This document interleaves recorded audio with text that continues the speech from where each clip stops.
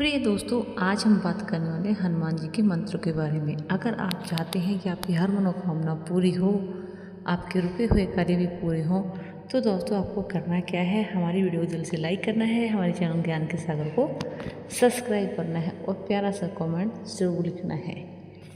तो दोस्तों आज जो मंत्र लेके आई हूँ उसका 108 बार जाप करने मात्र से आपकी सभी मनोकामनाएं पूरी होने वाली है। आपके मनचाहा फल प्राप्त होने वाला है। आपके घर में सभी बच्चों बड़ों का स्वास्थ्य हमेशा ठीक रहने वाला है। कारोबार में वृद्धि होगी और दोस्तों आपके जो भी कार्य बनते बनते रुक रहे थे वो भी आपके शीघ्र बनना शुरू हो जाएंगे। तो इस वीडियो को 108 बार सुनने से दोस्तों आपको पुनः फल प्राप्त होना शुरू हो जाएंगे।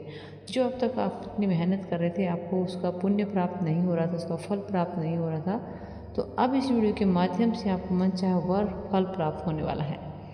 तो दोस्तों हमारी वीडियो में अंत तक बने रहें और वीडियो को दिल खोल के शेयर करना है और प्यारा सा कमेंट जरूर लिखना है। आप अगर प्यारा सा कमेंट लिखते हैं जय शनिदेव, तो दोस्तों भगवान शनिदेव के चरणों में आपकी हाजिरी लग जाएगी और आपकी सभी मनोकामना पूरी होंगी। तो चलिए दोस्तों मंत्र शुरू करते हैं। मंत्र हमारा इस प्रकार है। ओम शनिश्चराय विद्महे छाया पुत्राय धीमहि। ओम शनिश्चराय विद्महे छाया पुत्राय धीमहि। ओम शनिश्चराय विद्महे छाया पुत्राय धीमहि। ओम शनिश्चराय विद्महे छाया पुत्राय धीमहि। ओम शनिश्चराय विद्महे छाया पुत्राय धीमहि। ओम शनिश्चराय विद्महे छाया पुत्राय धीमहि। ओम शनिश्चराय विद्महे छाया पुत्राय धीमहि।